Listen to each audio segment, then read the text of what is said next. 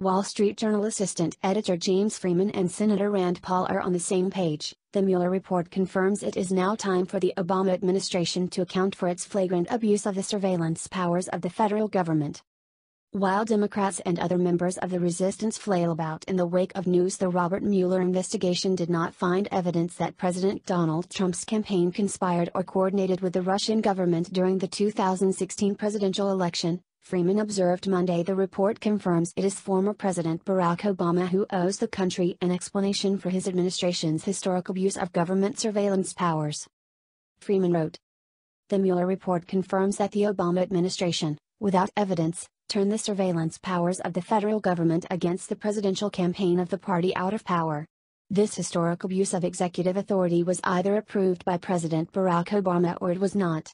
It's time for Mr. Obama, who oddly receives few mentions and stories about his government spying on associates of the 2016 Trump campaign, to say what he knew and did not know about the targeting of his party's opponents."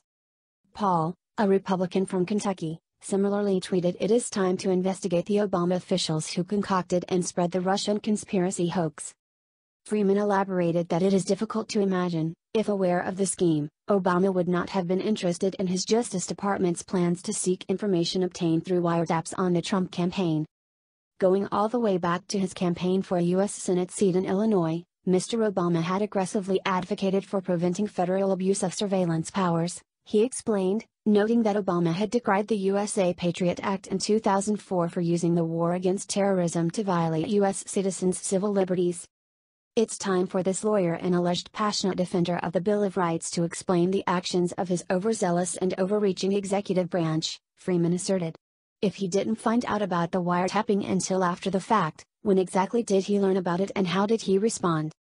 Suggesting that Obama has never shown indication of having bought into the Trump collusion conspiracy theory, Freeman wrote, "The question is why he endorsed or allowed the use of federal surveillance tools against the party out of power, a direct threat to the democratic process that is at the heart of our country's greatness."